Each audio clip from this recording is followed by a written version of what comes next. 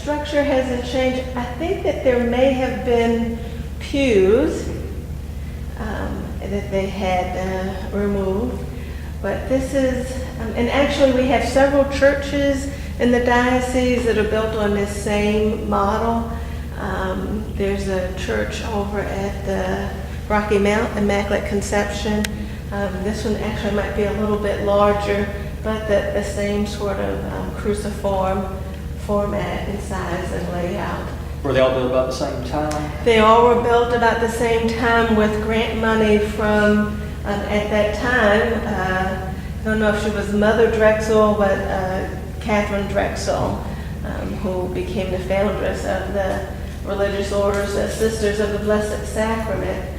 And of course, she's of the Drexel family fame, and was ardent supporter of ministry to African Americans and Native Americans, and kept writing to the Pope saying that we need a religious order to minister to these people in the United States. And finally the Pope came back and said, you need to do it yourself. And so she went into religious life and used her family fortune to basically, provide the financial support for much of the work that she did around the country to African Americans and Native Americans. And so this church is the fruit, and a lot of times it was, in the form of grants. So, if we'll give you $5,000 and you have to make up the difference to get it raised, and so that's how this building came to be. And it was staffed originally by a religious order of men called the Redemptorists, and when they added the school, then they had a black religious order, the Oblate Sisters of Providence, to be the teachers for the students. And actually where that brick building is, there's a new church. That's where the site where the school used to sit, across the way there. That was the building, was what? Well, it wasn't a brick building It's like there. old Army PX. Yeah, it wasn't a brick building. They tore that down and put that new church up there. But there's still people in the neighborhood that went to the school, because I guess the school closed after the 68-69 school year. So there's still people nearby that went to the school and went to this church. I think this church closed in 1986. So we have spoken with a few people who went here. I think they said they went here when they were in kindergarten. It was just kindergarten. It was like they didn't go any further than that, for whatever reason. Right. But they I don't know if they remembered or not, but they seem to have little recollections of the nuns. Right. Right. They were forced to be reckoned with, and their very presence, went against everything that society was teaching at the time about the dignity of not only black people but especially black women. So they were doing things that, especially in the South, just their very presence turned everything upside down, because they were educated in a society that said black people couldn't be educated, and they chose lives of celibacy in a society that said that simply being African American said that you couldn't have control over your sexual desires. And so, when they would walk into the room, they just turned every notion upside down. So, they were real trailblazers in so many senses of the word. Where were most of them from? They weren't local people. Most of them were not local. Most of them, the Oblates were founded in Baltimore by Haitian refugees in the 1830s, I believe. Really? So, but actually there were a few families in North Carolina, because actually we have a few families whose relatives were Oblates. So I guess there were a few, but I don't think that the ones that were born and raised from North Carolina wound up serving here in the diocese. But so they drew from all over the country. So it was the religious order was a way in a time when women didn't typically go beyond maybe 8th grade or 12th grade, where women could go and receive advanced education. Right. So they drew from all over the place. I know you'd sent some stuff to Mr. Lovell here about the church and stuff. I don't know if Yeah. I saw this in here. You know what was the reasons why the church closed? Oh yeah, absolutely. I do know that. And actually, we just celebrated the 60th anniversary of integration of diocesan resources. So back before the landmark Brown v. Board of Education decision, which basically sort of set into motion the integration of schools and then all facilities in the country, our bishop, who at the time was Vincent Waters, decided that it was really against teachings of the church that we would have separate facilities for African Americans and Caucasians. And so he wrote a pastoral letter and integrated all diocesan facilities on the feast of, I believe it was the Feast of Christ the King for us, or Corpus Christi, and I think it was June 19th, 1953. So we just had a big pilgrimage and went to various civil rights sites in Birmingham and in Atlanta last year to sort of celebrate that occurrence. And the 50th anniversary of that, but the 60th anniversary of our integration.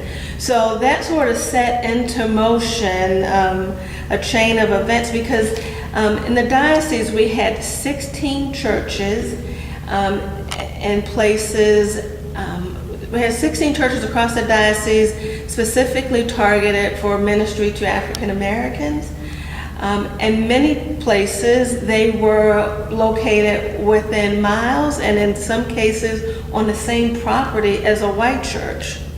So we had a dual, and it wasn't just here in the Diocese of Raleigh or in North Carolina, it was a nationwide phenomenon. This is how the church decided to handle the issue of racism and Jim Crow laws, is by having a separate group of churches to minister to African Americans. And so that's how this church became merged with St. Therese, which I think is maybe 3 miles away. Right. And, so it's a good thing. We did it for all the right reasons, but the way in which it was handled meant that we had quite a backlash. And so we had a lot of people, both black and white, leave the church because, one Sunday you come to church and I go to my church and you go to your church, and then the next Sunday we're supposed to sit together and sing songs of Thanksgiving that we're all together. And really, people don't deal with church closings regardless of the reason like that very well, and especially when it's such an ingrained reason of racial hostility.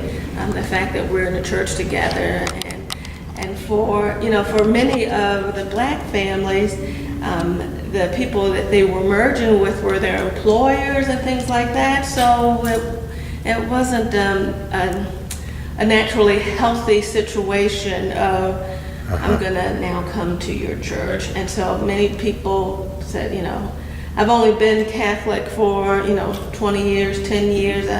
I'm gonna still be religious, but I'm not gonna worship at this new church.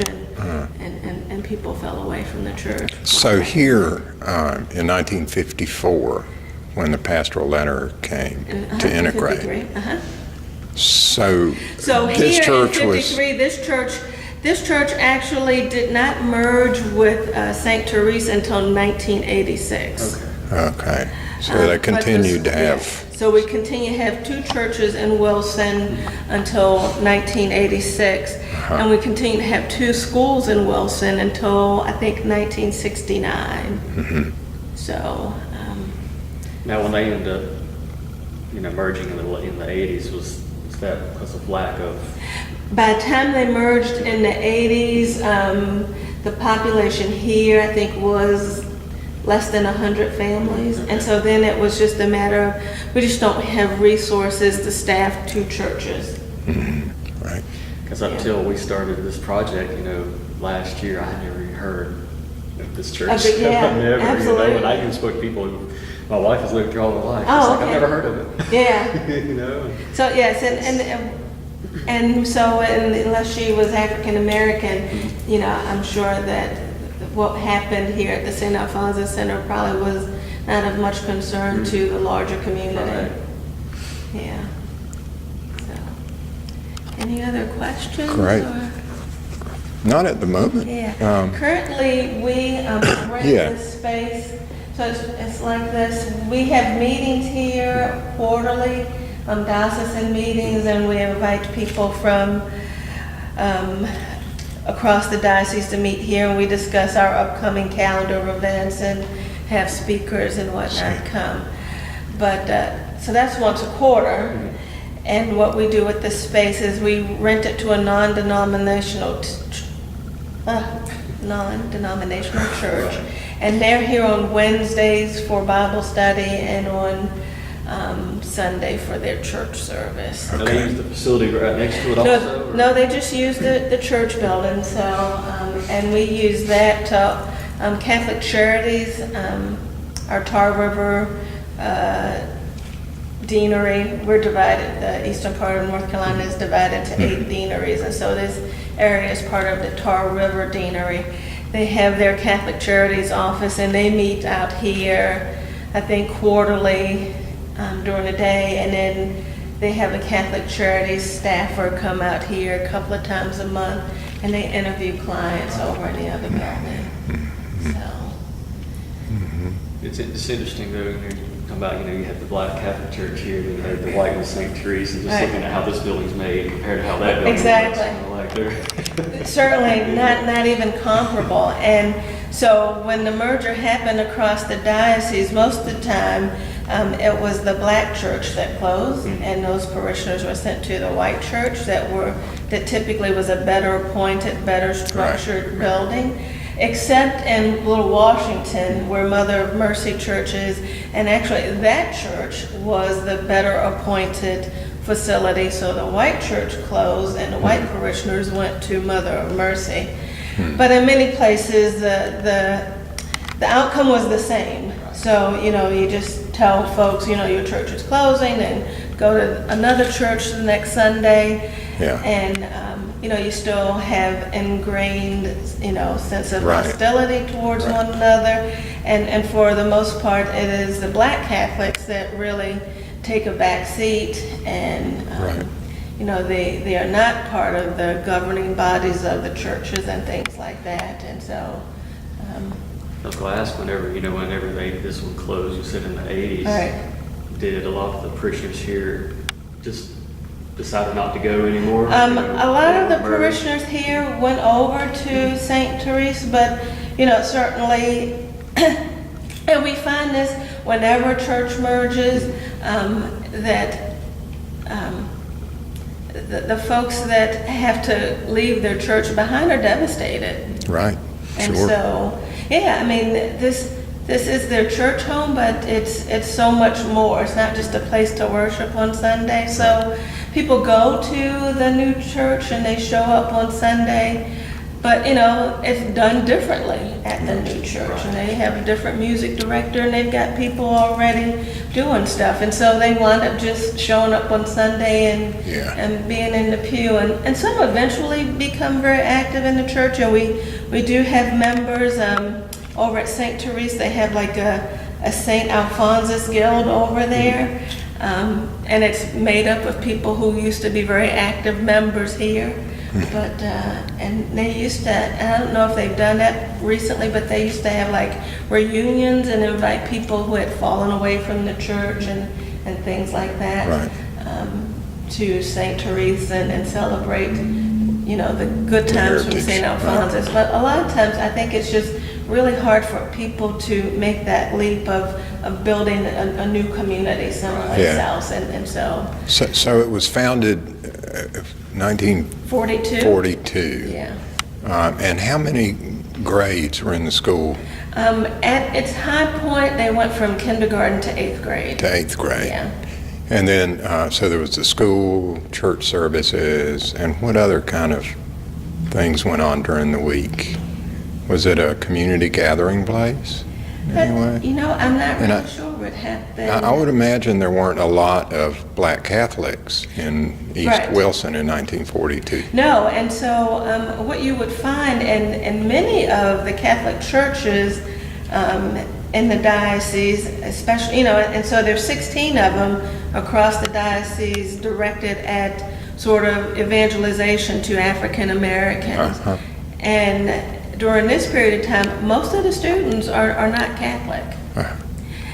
What they are is they tend to be maybe more middle class African Americans that are looking for a better educational opportunity for their children. So you think that's what the draw was? Oh, most definitely. The Catholic Yeah. schools, even then, as now, are known for their academic excellence. Right. And so a lot of the families are sending their children, if they can, to the Catholic school for the education. Right. And they, you know, and I think even now, with families that I know that are not Catholic but send their children to Catholic schools, and I hate to make generalizations, but African Americans tend to be very religious and spiritual people, and so they are not off-put by the religious values of Right. the Catholic Church, and they embrace that. They like that. Yes. They don't agree with all the teachings as far as you know, marriage and things like that, and birth control, but the other core teachings Is and our Jesus. relationship with Christ and one another, they have no problem with, and so Yeah. they, you know, willingly and, you know, more would send their children to Catholic schools if they could afford to. Yeah. So many of the middle-class families or more well-to-do families are sending their kids to St. Alphonsus here and St.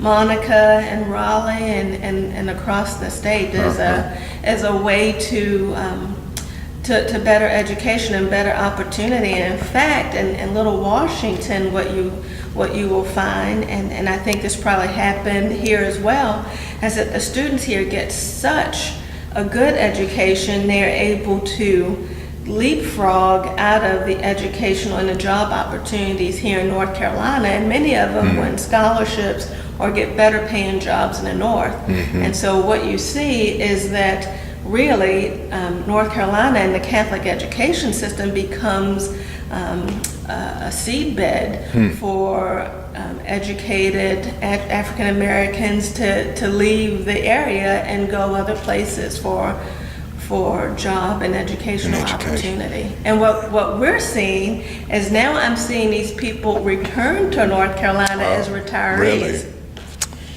You know what one of the themes we've seen over and over and over is something you were alluding to, and that's that religion and education were the bedrocks of the community, and that people didn't tend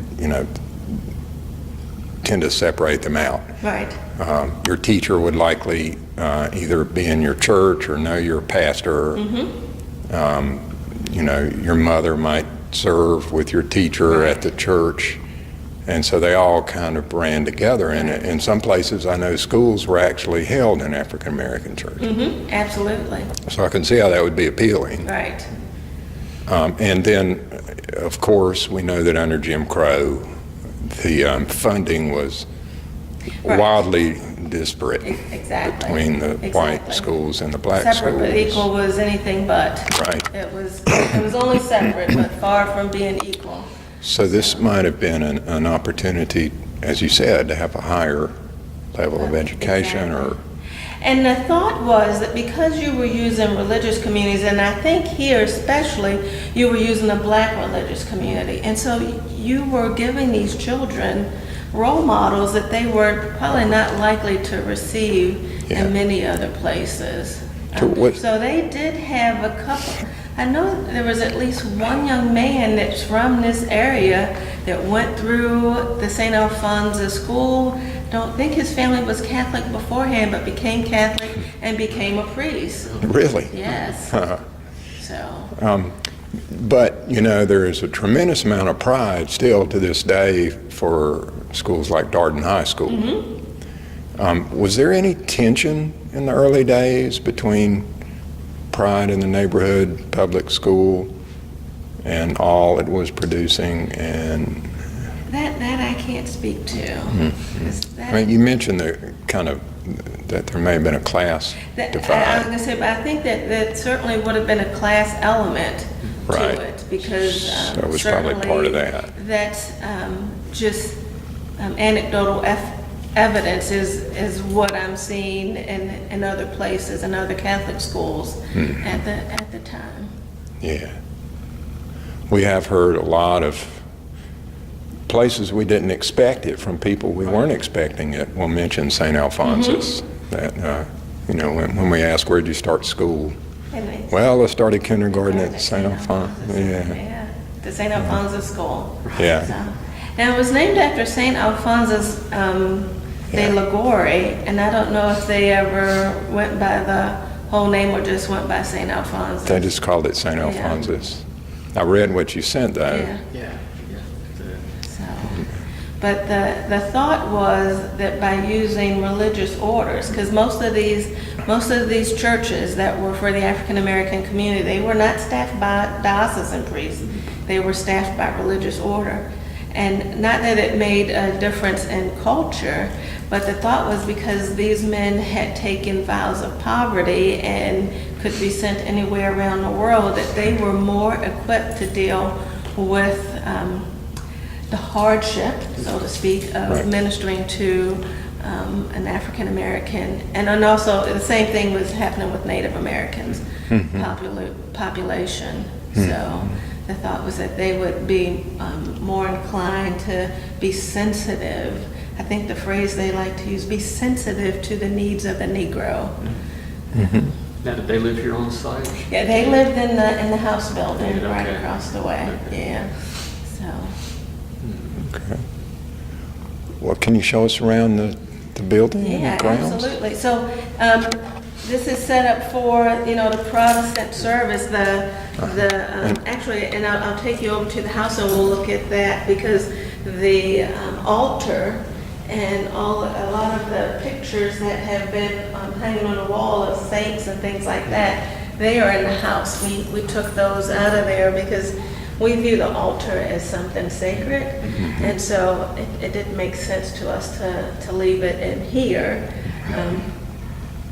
because it's not sacred to them. It's just a big, heavy table. Right, put your papers. Yeah, it's a place to put your papers and hold your jacket, and we're like, ah!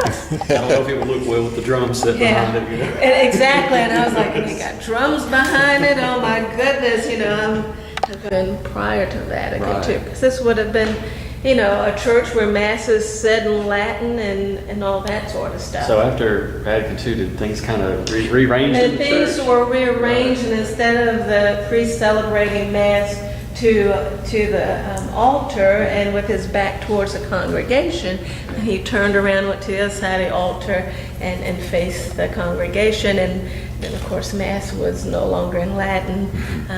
That's the extraordinary form. Now the ordinary form is for mass to be in the vernacular, so in English. And here in the diocese, we offer mass in English, in Spanish, and French, Igbo, which is a Nigerian language, Yeah. in Swahili. We offer it on several occasions in Tagalog, which is spoken in the Philippines, and so So really, those changes didn't happen, to the 60s? those changes happened, in the 60s, between before my time. So I think last year we celebrated the inaugural meetings of Vatican II, the 50th. So I guess that was 62, 63 time frame that started, and finished up, I think, about 65. Just could imagine walking in church and the priest is facing that way. I've gone to Latin Mass a couple of times, and I went, wow, this is a little bit different. It's, I don't know enough Latin to Right. Yeah. follow. Which I guess it was back, way But back when, then, nobody understood the Latin. Yeah. Well, I don't know if they understood Right. it's certainly a more contemplative style of worship. And But, you know, they would have been aligned like this, and my guess is that the priest would have probably gone probably out that way and walked around. I guess it probably wasn't carpeted either back then. It probably wasn't carpeted, and they would, you know, process in with the altar servers down this main aisle. So in many ways, that would have stayed the same. And but you know, it would have been a small congregation. Like I said, I think when they closed in '86, there were less than 100 families, because I think the numbers I read that they were, you know, regular attendance was maybe 100 people. So you're talking about maybe 40 families or so. Right. So more of a food prep area with a restroom and whatnot. And I don't think that this probably would have been the vesting area, if I understand properly. And the restrooms were. I think the restrooms were already there, so that's what I'm thinking. It's probably the vesting area for the priest and the altar servers to get dressed, and then that door goes out to the outside. So I guess is that, and some of the churches that still have this setup, when the priest gets dressed, he doesn't come out this way to the church. They come out and process down the main aisle.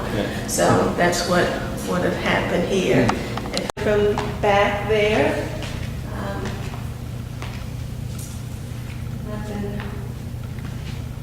And then south, they felt like it probably wasn't all that good of an idea to preach their message of inclusiveness in the South, in a place where that wasn't going to be welcome. Yes. And so that's why they created the whole dual system of churches, Right. And try not to go against existing tradition. Right, and integrated schools were illegal in And most integrated places. schools were, so when Bishop Waters integrated schools and put his pastoral leather, he was not, you know, winning any accolades from anybody. And, you know, a lot of white people left the church. You know, black people left the church for a different reason, but white people left the church because they felt like he had gone where he had no right to go. So, Bless his heart. but, So where did you go on your pilgrimage? we went to Birmingham, Alabama, so we went to the Civil Rights Institute there in Birmingham, and went to the 16th Street Baptist Church. We also went to EWTN, and we went to Mother Angelica's Monastery in Huntsville. And then we went over to Atlanta and went to the birthplace of Dr. King and to his church and the museum there. So it was really great. We would have stayed longer, but apparently the vice president wanted to come and be part of our pilgrimage too.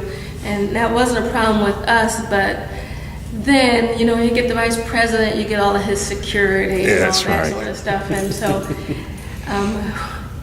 most of the folks that go with us on these pilgrimages during the year, this is like in the middle of the week, they tend to be elderly. And so I thought, I don't think I really want to be locked down in the area with the vice president with 24 elderly people. I call them my spicy individuals instead of senior citizens. So we saw what we could see quick. Part of that grant money from the Drexels, from Mother Drexel. Wouldn't be here without her generosity. And then we had pictures of the African American popes. And they all came to be popes after the convening the first, there was a meeting in 1968 of the black clergy, the National Black Catholic Clergy, and one of the things that came about from that meeting is that the clergy and the religious sisters said that we needed people in the Catholic Church in the United States that look like us and thought like us. They made a list of the men that should be elevated to the position of Pope, and these were the men that were elevated to that position. So many of them are dying off now, unfortunately. But Bishop Howes, who's the second from the left here, Bishop Howes was ordained for the Diocese of Raleigh. I think he's originally from Alabama, but came to North Carolina and went to seminary in Rome and was ordained by Bishop Waters.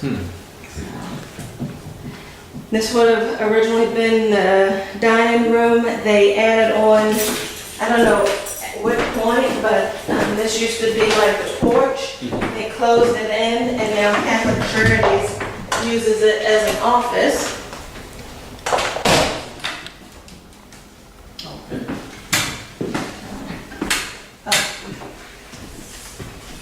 The lights are coming up, but they use this as an office to interview folks about, water bills, immigration needs, all sorts of, Catholic Charities handles all of that for us. These are some of our implements from Mass.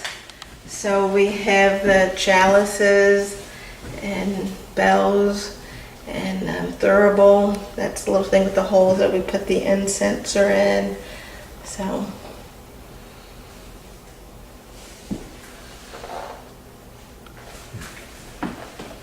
Now, were all these original to the church over there? I think that this one here may be original to that church there. I think that may have been part of the original. And the thurible at the bottom. Okay.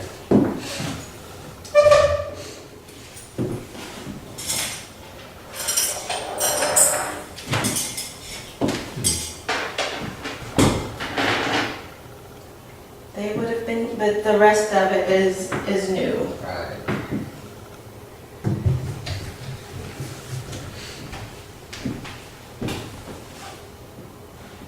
And being not Catholic, this is, I think, the first time I've ever seen one of these. Or Oh. seeing them on See them on TV or something? Yes, yes.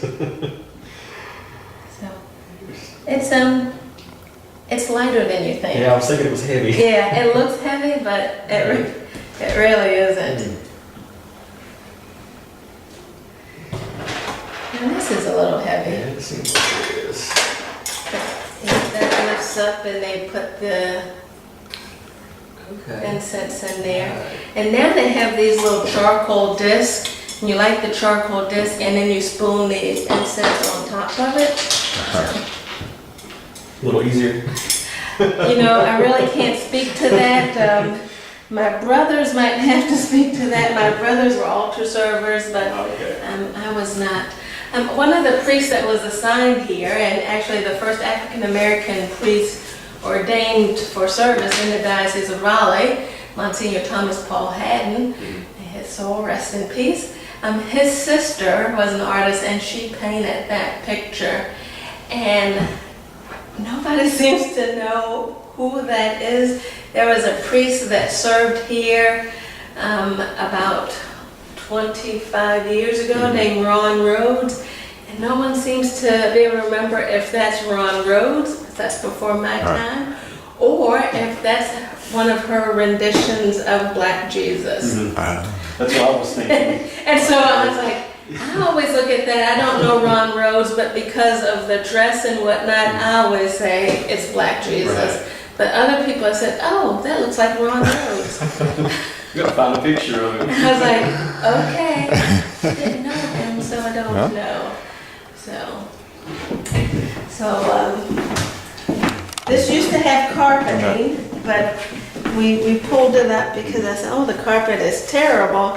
And since this house was built in the 1940s, you would not have wall-to-wall carpeting in the 40s. I'm banking that there's some sort of wood flooring, and I was right. So. What were they ever thinking when they started putting carpet on wooden floors? I have no idea. Later, in the early 90s, mid-90s, there was an order of religious sisters, two Franciscan sisters, that served in the ministry here. And so that's where the Francis statue outside and the Francis painting inside come from their charism, and they're wanting to adorn this building with pictures of St. Francis. So.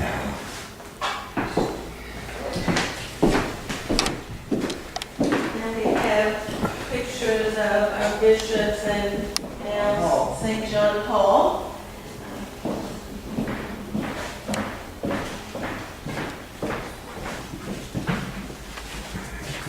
Oh, what a wonderful picture. He looks a lot younger there. Yeah. Down here, we have our oratory where we brought the altar. We have our little holy water font outside and it's a little chapel, but so we had all of these pictures inside, and these are pictures of the foundresses of the African American religious orders for women. So, I can't remember her name. I think her name was Sister Matilda, and she founded the handmaids, the Franciscan handmaids that used to be in Savannah, but they literally were run out of town, and so they fled to New York. And then Blessed Henriette DeLille, who's hopefully on the road to sainthood, out of New Orleans, and Handmaids of the Holy Family. I see. And then in the corner is Mother Mary Lange, who founded the Oblate Sisters of Providence in Baltimore. So, and then along the walls we had pictures of African ancestry saints. So, like, many people know the story of Perpetua and Felicity, who were martyred, I think, in the 2nd or 3rd century, but they don't realize that they were African people. Yes. I believe Felicity was Perpetua's handmaiden, and they were condemned to death for being followers of Christ, and I think it was Felicity. They would not throw you to the lions if you were a pregnant woman and you were pregnant. They would not condemn your child to death. So Felicity, they waited for Felicity to give birth, and then after she gave birth, then they fed her to the lions. Moses the Ethiopian was a hermit and established many things as far as monastic life, but also from Africa. I have heard of him before. Have you? Yes, I have. Francis of Assisi was not, but the religious women that lived here were Franciscans. Josephine Bakhita was elevated to sainthood, I believe, in 2000, and she was born in the Sudan. So none of these were here in the earlier days, right? Right. These are These are more recent. Yes, these are more Afrocentric pictures, and they would have been added probably in the right after the sisters left, or around that time, maybe before the sisters left, in the late 90s. These pictures would have been added. Do you think that, maybe you don't have any way of knowing, but do you think that the children who were coming here in the 40s and 50s knew these stories? They would not have known. They may have known the story of Saint Perpetua and Felicity, but there probably would not have been a lot of focus on the fact, or they may have missed the fact that they were African people, because up to that time, any saint, whether you were originated from Africa or not, was not depicted with having brown skin. So it's only been, now if you look at pictures of the Blessed Mother, it's only, I would say, in recent years that you see a Blessed Mother who doesn't look like she stepped off a flight from, the northernest reaches of Europe. Yeah. So So there was not a big push in the 30s or 40s or 50s to, because I remember looking at my mother's prayer book. My family has been Catholic for over 100 years. And where are you from? I'm originally from Baltimore. Okay. And my understanding is that the reason why my family is Catholic is that, like many African American families, somebody went to Catholic school. They liked the teachings. The children got caught up in all the smells and bells and became Catholic, and then the parents followed them. And so. But I remember as a young child looking at my mother's prayer books and just being totally disappointed that there was nobody, you know. The church does a great job of teaching that we're a universal church and we're for all people, but I remember looking through the books and not seeing anybody that remotely looked like me. And so as a child, I didn't have a patron saint per se. I focused my attention and prayed for the canonization of Saint, she's now a saint. I like to think I had something to do with it. You did. Catherine de Goguita, who was first, she's not the first Native American saint, because Juan Diego, who was connected with Our Lady of Guadalupe, was also an indigenous person, right? But she's the first one from this part of North America. Juan Diego from more Mexico, and of course Martin de Porres. But anyway, I sort of latched on to her because I thought, okay, one, she is young. I'm young. We got that in common. Two, she's from this part of the world. I'm from this part of the world. And three, I know that Native people look like they had some pigment in them. So I latched on to her. And she's one of my favorite saints. And so it's only been, you know, in my lifetime that we really have started depicting saints that, you know, they look like ethnic people. And so I think it's good for our children, for all of our children, to see that saints come in all hues from all around the globe, and from every walk of life. So I kind of wonder if other parts of the world were already doing that before they did it here. Yeah, I don't know. I'm not so sure that our problem is unique to us, but it's something that we ought to lead the way in, being such a multicultural nation. So, but definitely, well, unfortunately, by the time the school closed, the children that have been part of the diocesan African American, and it was first called Office of Black Catholic Ministry, they would have been exposed to these images, and they would have been told the stories that, you know, there's saints and holy people that look like you. And then it's just living quarters upstairs, but we don't in the nuns. We can go up there. They're just nondescript little bedrooms, that, you know. Sure. Yeah. Sure. Thank you. Thank you so much. Yeah, no problem. Taking this time.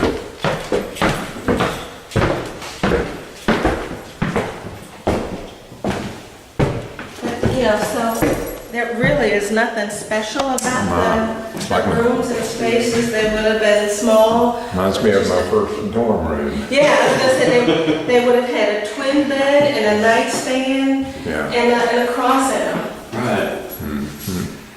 Very frugally appointed. Wonder for the closet. And they had a big space, and then another one here, a group bathroom.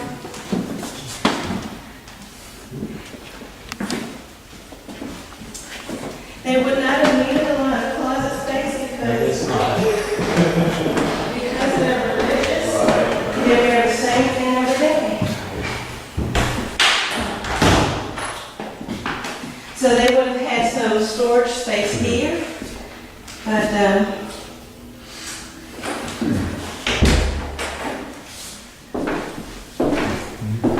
That's something you don't see anymore. yeah, I was gonna say a transom, right? That's probably painted shut. It is. It looks like it's painted shut, right? So, yeah. But all of this was carpeted. I thought, oh, this is a travesty too. Yeah, it's hardwood. Wow. It's beautiful. We have floor. some of our smaller meetings in this room, and so it's here that you'll be able to, I can pull this out, so you can see.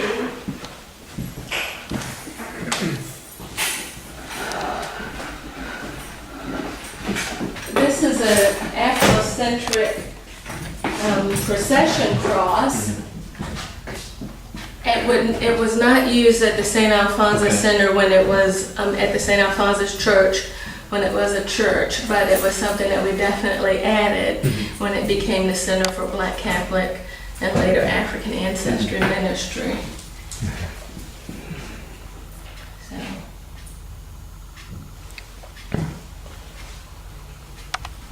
Help with that. Yeah, that's good. Is that better? Yeah, thank you. One of those people called it his house that was living in the late 50s, 70s building.